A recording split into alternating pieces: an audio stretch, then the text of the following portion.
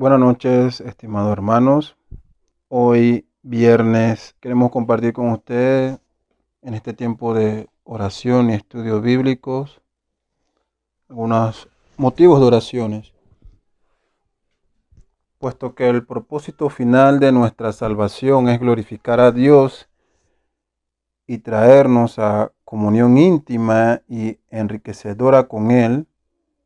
No buscar a Dios en oración es negar ese propósito. Como vemos en la primera carta de Juan 1:3, lo que hemos visto y oído lo anunciamos también a vosotros, nos dice el apóstol Juan, para que vosotros también tengáis comunión con nosotros. Y esta comunión es con el Padre y con su Hijo. Amado hermano de la primera iglesia bautista de Balboa, nos acercamos a Dios en oración congregacional. Sabemos por las Escrituras que nuestra comunión con el Padre no es y no podrá ser nunca interrumpida, puesto que el propio Dios ha provisto para su pueblo la oración como medio de gracia, por el cual cada uno de los creyentes de forma personal y también como un cuerpo, como la iglesia, todos juntos, pueden acercarse a Él en oración. Como dice su palabra en Hebreos 4:16, acerquémonos pues confiadamente al trono de la gracia para alcanzar misericordia y hallar gracia para el oportuno socorro. En esta primera parte de los motivos de oraciones, queremos pedirles que esté orando a Dios desde su hogar por los siguientes motivos. Oraciones de gratitud a Dios por su providencia cada día. Pedimos oración a Dios para que nos siga fortaleciendo para perseverar en la fe, que como creyentes pongamos nuestra mirada en Cristo. Oramos a Dios arrepintiéndonos por nuestros pecados. Rogamos a Dios por su misericordia, que nos restaure por el poder de su Santo Espíritu. Pedimos a Dios oración por cada uno de los miembros de la iglesia de Balboa, esta iglesia local, por cada uno de los ancianos que forman parte de esta iglesia, por los hermanos que están pasando por enfermedad, por cada una de las familias, los matrimonios, los jóvenes, los solteros, los niños, aún los más pequeños, los recién nacidos, los infantes. Pedimos a Dios para que Él sea nuestro consuelo en este tiempo, para que perseveremos en comunión fraternal, para que andemos en santidad delante de Él y seamos luz y sal a este mundo en oscuridad. Pedimos a Dios por la salud espiritual de esta, su iglesia, para que seamos perfeccionados por su palabra y la obra de su Santo Espíritu. Recordamos a los hermanos que están sin empleo. Sabemos que Dios es nuestra fuente de toda gracia y providencia. Oramos a Dios para que siga derramando su socorro sobre la vida de cada uno de nosotros. Recordamos en oración a cada uno de los pastores y a sus familias. También oramos por las hermanas que están esperando bebé, que están embarazadas, para que el Señor la guarde a ella y a las criaturas que están en sus vientres.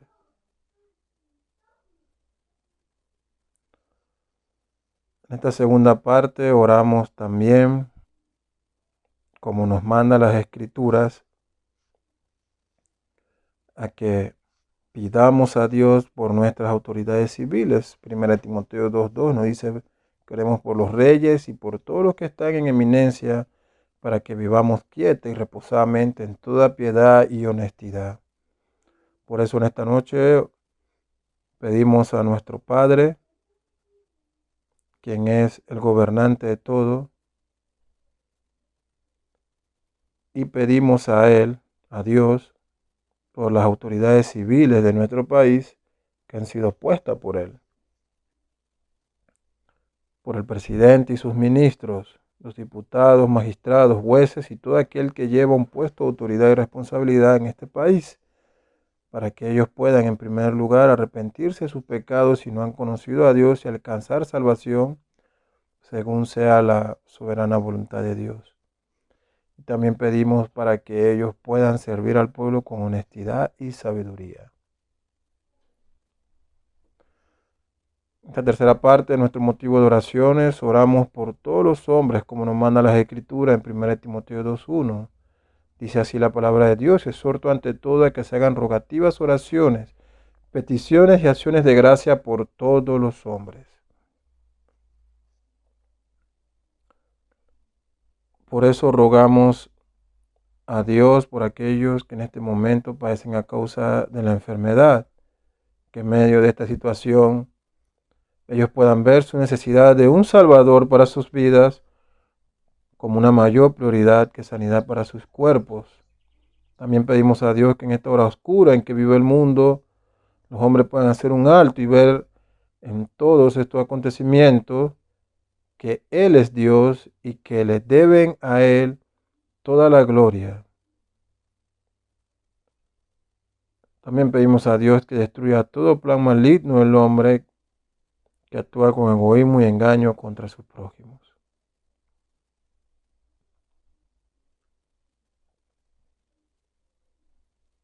Nuestra cuarta parte en este motivo de oraciones es por la iglesia en todo el mundo.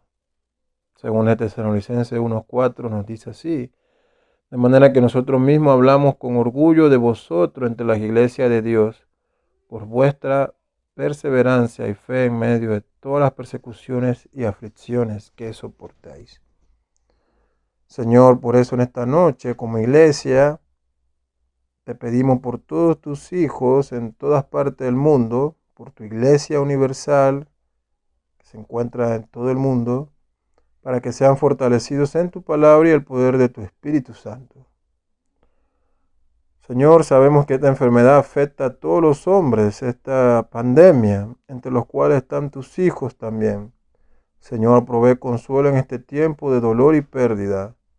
Tú eres el Dios de toda paz, que nuestra confianza esté puesta en ti. Señor, te pedimos por cada uno de los pastores que tú has puesto al frente de cada una de las iglesias en todo el mundo, para que estos hombres puedan ejercer su labor de guiar, alimentar y cuidar a tu rebaño, a la iglesia que tú has puesto en sus manos. Cada día, Señor, ellos puedan tener este cuidado por tu pueblo, aún más en estos momentos difíciles, Señor. Te pedimos estas cosas. Señor, también te pedimos por aquellos que sufren persecución. Padre, que tu amor los cubra, que en este tiempo de dolor puedan descansar en ti. Ayúdanos a nosotros a sentir también el dolor de estos tus hijos que sufren a causa de la verdad. También te pedimos, Señor, que destruyas todo plan del maligno y de los hombres malos que se levantan contra tu iglesia. Señor, ayuda a tu iglesia en todo el mundo a que presente defensa de la fe de una forma digna y que podamos ser dignos representantes de tu evangelio. Señor, en este tiempo pedimos, Señor, finalmente nos acercamos a ti en oración. Oh, nuestro Señor, que en este tiempo difícil tú seas nuestro consuelo y refugio. Y si es tu voluntad que mientras pasamos este valle de sombra y muerte perezcamos, ayúdanos, Señor, a no quitar nuestra mirada de ti. Tu palabra dice que quienes tú amas, todas las cosas ayudan a bien. Sabemos, Señor, que ya sea que muramos o vivamos, somos tuyos y nada nos podrá separar de tu mano. Bendito sea tu nombre por siempre. Amén. Ahora alabemos a Dios escuchando este himno.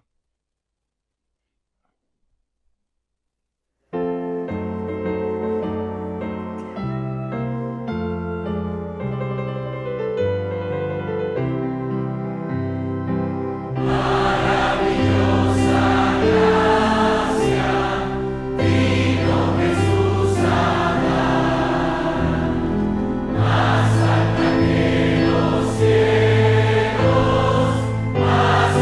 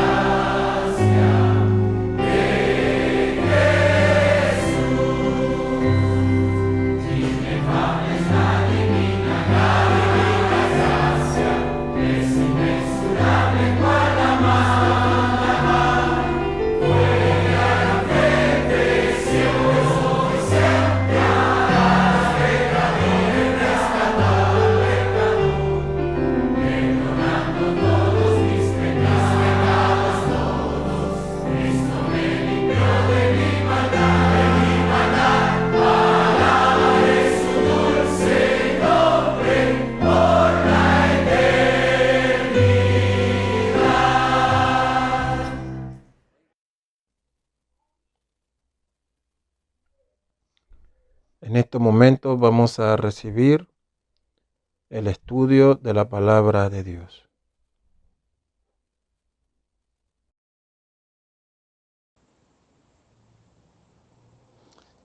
Buenas noches, hermanos. El Señor me le bendiga ricamente a todos. Estamos en la primera iglesia bautista de Balboa. Hoy es viernes 22 de mayo del año 2020, en nuestro servicio regular de oración y estudio bíblico de la palabra de Dios. Y recuerde que estamos estudiando el libro de la epístola de Pablo a los Efesios. Y hoy continuamos pues en el verso 11 y vamos a ver si llegamos hasta el verso 19 en esta noche. Y como siempre, pues mi saludo a todos mis hermanos que están en sus casas y a sus familiares, pidiéndole como siempre que estemos en oración y manteniendo la comunicación con la iglesia, con los pastores y los diáconos, de manera que podamos estar comunicados en este tiempo donde el mundo pues está viviendo una experiencia extraordinaria, una crisis de salud mundial y donde se escuchan tantas cosas que podemos ser confundidos o engañados en el peor de los casos. Y para evitar eso, hermano, es mejor estar siempre con las escrituras, con la Biblia y en oración y por supuesto en comunicación con los pastores y nuestros hermanos, de tal manera que podamos, el Señor de tal manera que el Señor nos guarde a todos de caer en el error o en el miedo. Vamos a orar entonces, hermano, para iniciar nuestro estudio en esta noche. Amado Dios y Padre Celestial, te bendecimos y te alabamos en esta noche. Te damos gracias, Señor, porque tú nos has sostenido durante estos días de la presente semana. Gracias por tu paz que sobrepasa todo entendimiento, amado Dios.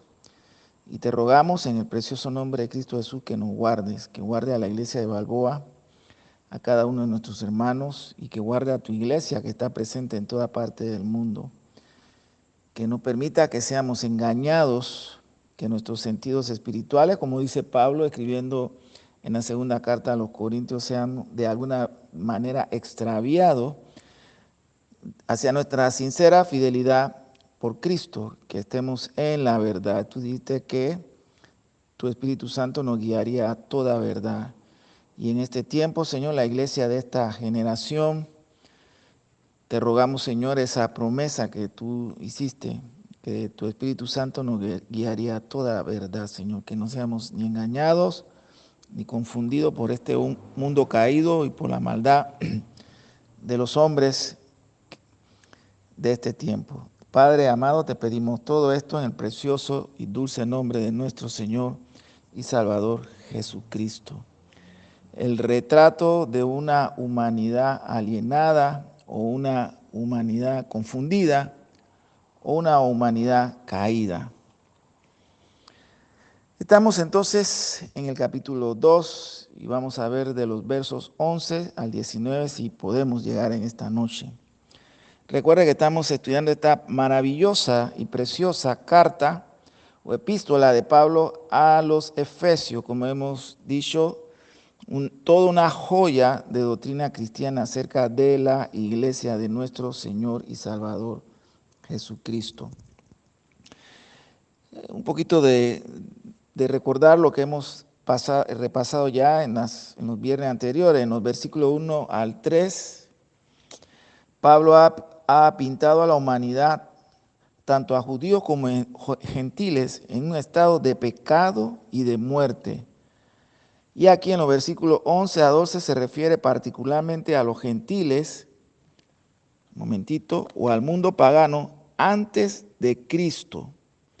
Es decir, aquellos a quienes los judíos, la circuncisión, llamaban burlonamente los incircuncisos, refiriéndose a los gentiles.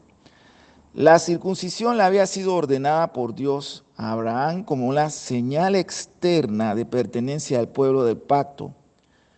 Pero tanto el rito físico como la palabra habían llegado a adquirir una importancia exagerada. Los gentiles y los judíos habitualmente se llamaban entre sí con nombres difamatorios. Pablo lo señala en este pasaje: los gentiles eran llamados incircuncisos por la llamada circuncisión, en palabras del apóstol Pablo, la cual se hace en el cuerpo por mano humana. Es como si Pablo estuviera declarando la falta de importancia de los nombres y las etiquetas en comparación con la realidad detrás de ellos, e insinuando que por detrás de la llamada circuncisión, la cual se hace en el cuerpo por mano humana, había otra clase de circuncisión, la del corazón, espiritual y no física, que necesitaban y podían recibir tanto los judíos como los gentiles. Ahora, en el versículo 12 de segunda de Efesios, él deja de lado el asunto del cómo se daban apodos judíos y gentiles y pasa al aspecto serio de la alienación gentil. En el libro de Romanos había dado una lista de los privilegios judíos. Esto lo puede encontrar en el capítulo 9, del verso 3 al 5 del libro de Romanos. Aquí Pablo hace una lista de los privilegios que carecían los gentiles. Primero, estaban separados de Cristo. La experiencia es aún más trágica porque en el capítulo 1, él ha desplegado las grandes bendiciones espirituales de estar en Cristo. Y en la primera parte del capítulo 2 que estamos leyendo, ha explicado cómo Dios nos ha revivido, exaltado y sentado con Cristo. Pero en ese entonces, es decir, durante todo el periodo anterior a Cristo, los gentiles, nosotros, no estábamos ni en Cristo ni con Cristo, sino separados de Cristo. Ni siquiera esperábamos el advenimiento de un Mesías. Lo segundo y la tercera falta del privilegio de los gentiles eran parecidas a la primera. Estaban excluidos de la ciudadanía de Israel y ajenos a los pactos de la promesa, refiriéndose probablemente Pablo a la promesa fundamental de que Dios había hecho a Abraham. Israel era una comunidad o nación bajo el gobierno de Dios, una teocracia, y el pueblo del pacto, a quienes Dios se había prometido a sí mismo como con un pacto solemne. Por lo tanto, se había dedicado a ellos y había gobernado sobre ellos. Los gentiles estaban excluidos de ese pacto. La carencia, cuarta y quinta, está claramente mencionada y dice: sin esperanza y sin Dios en el mundo. Los gentiles no tenían esperanza porque aunque Dios había programado y prometido incluirlos un día, ellos no lo sabían y por lo tanto no albergaban ninguna esperanza que les diera aliento. Estaban sin Dios, ateoi, porque aunque Dios se había revelado a toda la humanidad en la naturaleza y por lo tanto no carecían de testimonio, sin embargo habían sofocado la verdad conocida así y se habían volcado a la idolatría. No era exagerado, por lo tanto, describir al mundo antiguo no judío como sin esperanza y sin Dios. La edad de oro de los griegos había pasado y no tenían ninguna promesa para el futuro, hacia la cual mirar con esperanza. Más aún, los dioses de Grecia y de Roma habían fracasado enteramente en su intento de satisfacer al hambre de los corazones humanos. La gente era ateoi, no en el sentido de que no creían, por el contrario, estaban colmados de dioses, sino en el sentido de que no tenían un conocimiento verdadero de Dios como el que Israel había recibido. No tenían con él una relación personal, porque habían rechazado el conocimiento que tenían. Esta era, por lo tanto, la terrible situación del mundo gentil antiguo antes de Cristo.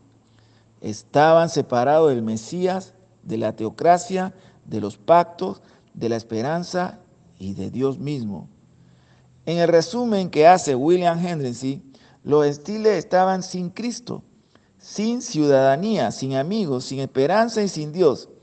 En la frase de Pablo, estaban lejos, alienados de Dios y del pueblo de Dios.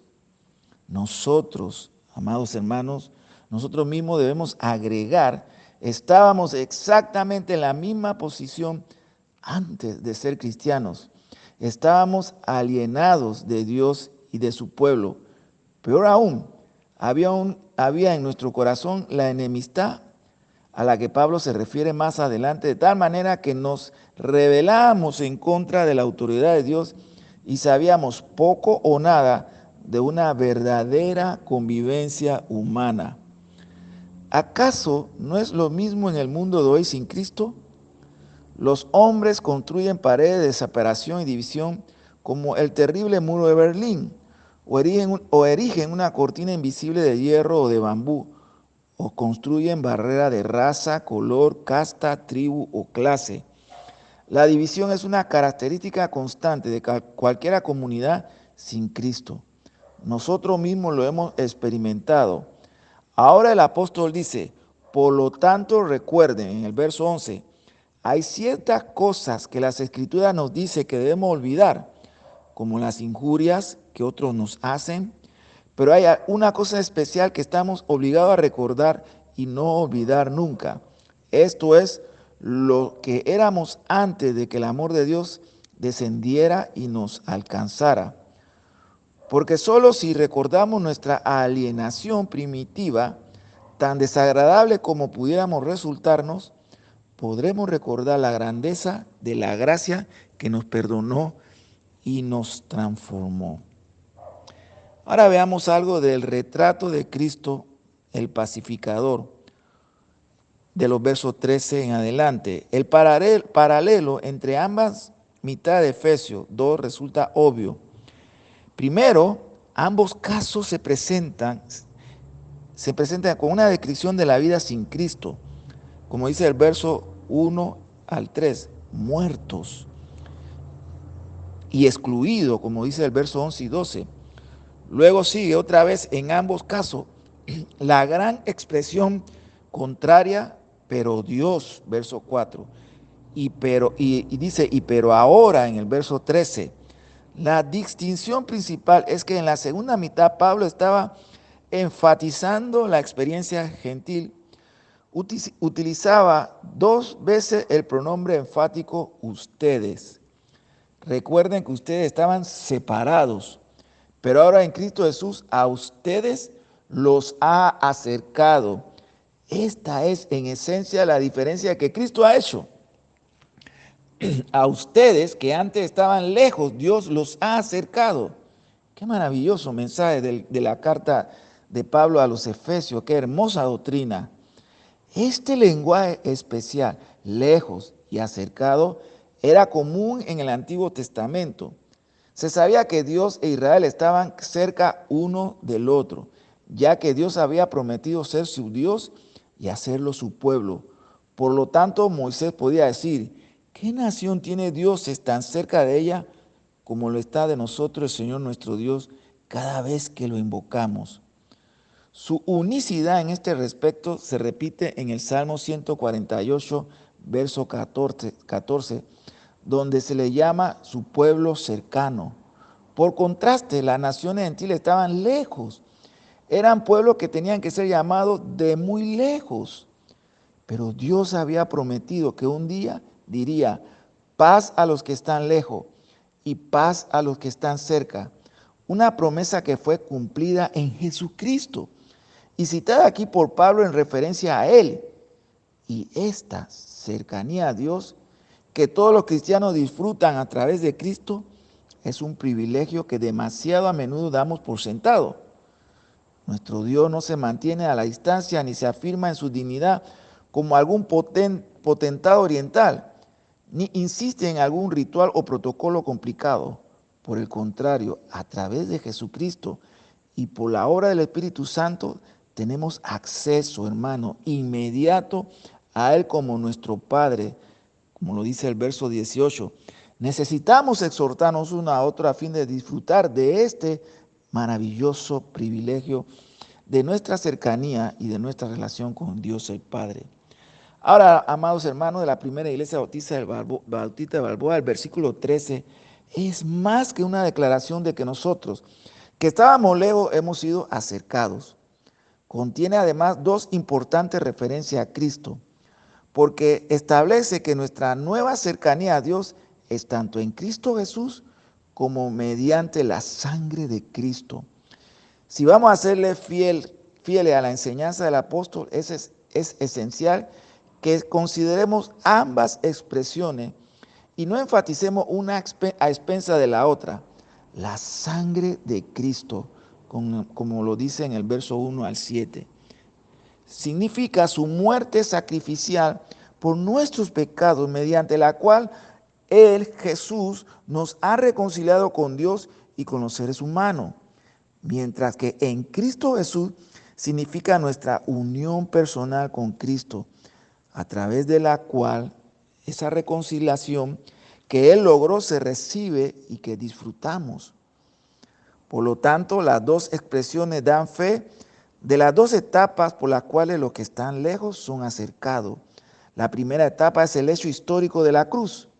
Y la segunda, amado hermano, es la conversión cristiana o la experiencia actual de la unión con Cristo. Pablo explica en los próximos versículos lo que Cristo hizo por medio de la cruz. Mientras tanto, es conveniente que observemos con cuidado la frase en Cristo Jesús, con la cual introduce su exposición sobre la obra reconciliadora de Cristo. No es una reconciliación universal que Cristo ha logrado o que Pablo proclama, es más bien una cercanía a Dios y a los otros, experimentada con agradecimiento por aquellos que están cerca de Cristo, es decir, en Él, en una unión personal y vital. Esto significa, como lo expresa John Mackay, cuando comenta esto en estos versículos, que el principio integrador de Dios para unir a los seres humanos no es intelectual, no es dogmático, como el catolicismo romano, ni político, porque no es una conquista, o como en el Islam o el marxismo, sino que es espiritual. La redención por Cristo, incluyendo la unión entre judíos y gentiles, entre el ser humano y Dios, y en última instancia entre el cielo y la tierra. Estos son tres imperialismos diferentes. El primero, de la mente. El segundo, la fuerza. Y el tercero, a mano de mano, el reino de Dios. El apóstol continúa comentando la obra de Cristo, tanto lo que hizo como la manera en que lo hizo. Lo que hizo es claro, porque Él, Cristo, es nuestra paz, que de los dos pueblos ha hecho uno solo, derribando mediante su sacrificio el muro de enemistad que nos separaba, como lo dice el verso 14. Ahora, Él, autos en griego, es fuertemente enfático. Es Él, Cristo Jesús, quien derramó su sangre en la cruz y se ofrece a su pueblo hoy para estar unidos a ello. Él es quien, por lo que hizo una vez y lo que ofrece ahora. Él es nuestra paz, es decir, que Él es el pacificador entre nosotros y con Dios. Él, ambos, con el que se refiere a los que ha hecho uno solo, parece significar claramente judíos y gentiles. Si bien la reconciliación fue más amplia que eso, porque vimos antes que el muro de enemistad que él había derribado simboliza la alineación gentil tanto de judíos, tanto de Dios como de Israel.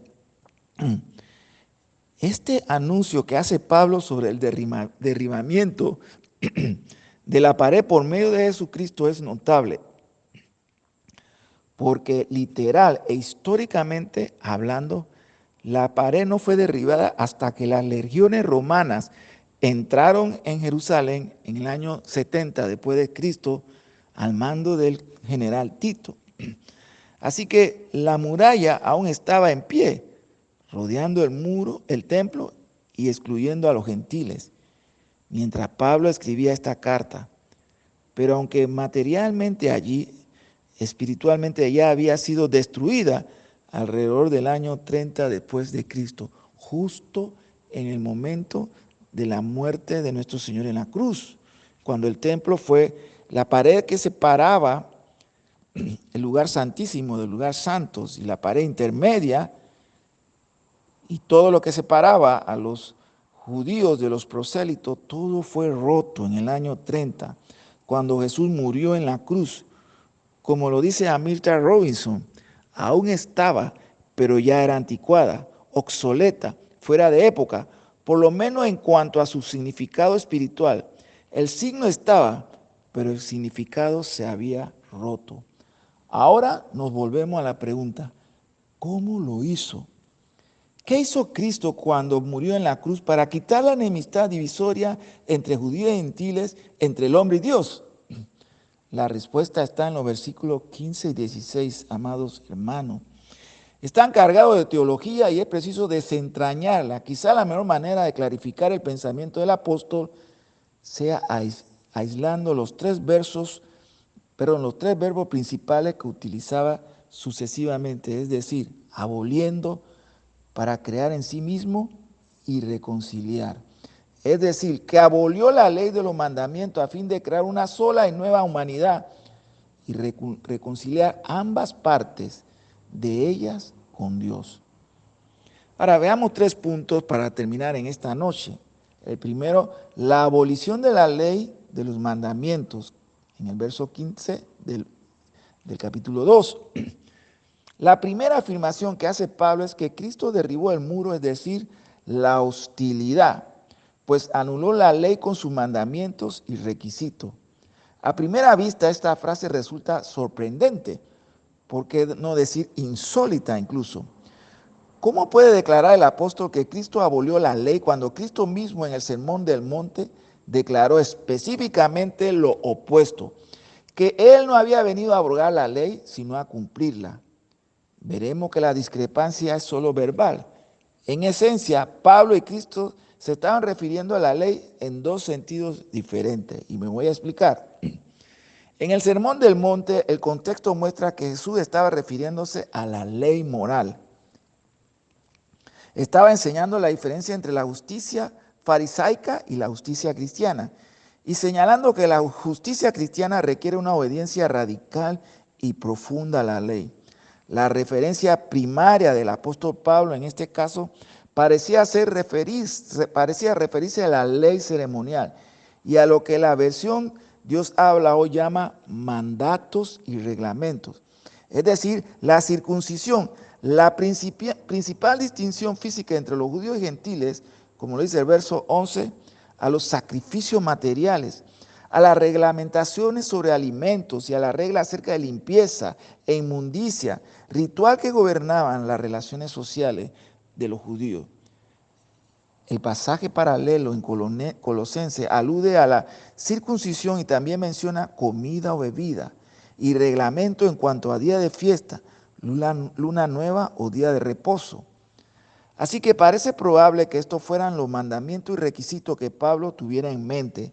Constituía una seria barrera entre judíos y gentiles, pero Jesús había dejado de lado todo este ceremonial y lo había hecho en su carne.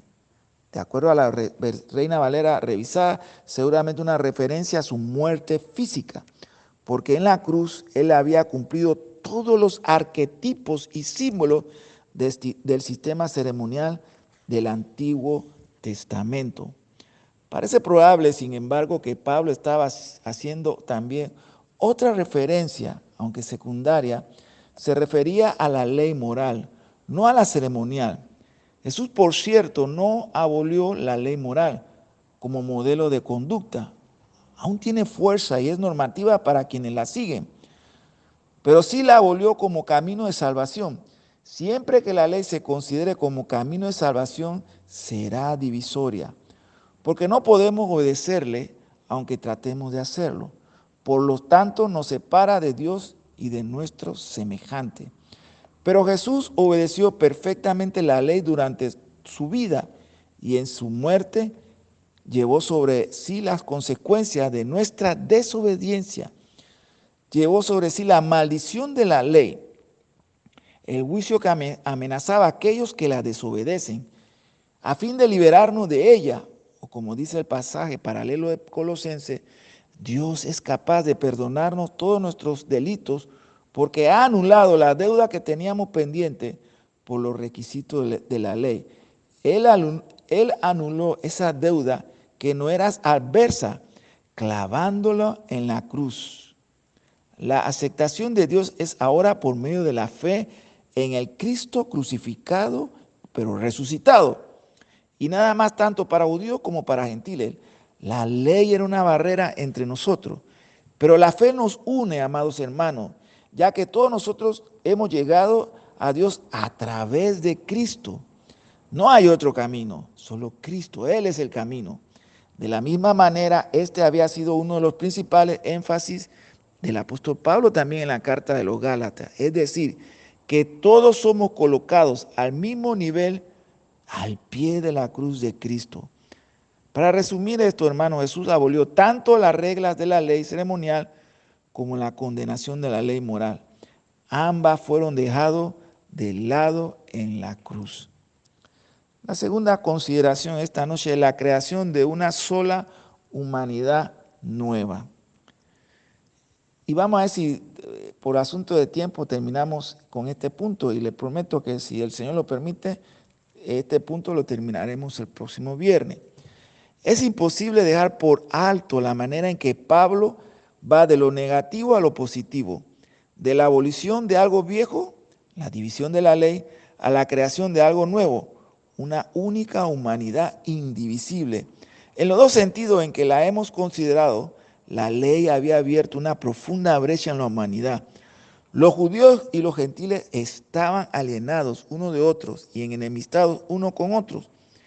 Pero una vez que la ley divisoria fue dejada al lado, no había nada que mantuviera separadas las dos partes de la humanidad. En lugar de ellos, amado hermano, Cristo la reunió por un acto creador soberano, literalmente para crear en sí mismo de los dos un solo y nuevo hombre, haciendo la paz. El nuevo hombre aquí, como escribe F.F. Bruce, al igual que el varón perfecto de Efesios 4:13, alude a la comunidad cristiana vista como un todo. Pablo se refiere, de hecho, no a un hombre nuevo, sino a una nueva raza humana, unida por Jesucristo en sí mismo, porque aunque potencialmente la nueva humanidad fue creada cuando Jesús abolió la ley divisoria en la cruz, en realidad, amados hermanos, se hace visible y crece solamente por unión personal con Él. Esta nueva unidad por medio de y en Cristo no solo abarca la división judeo-gentil. En otro pasaje Pablo dice que también termina con las distinciones sociales e incluso las divisiones de sexo entre el hombre y la mujer.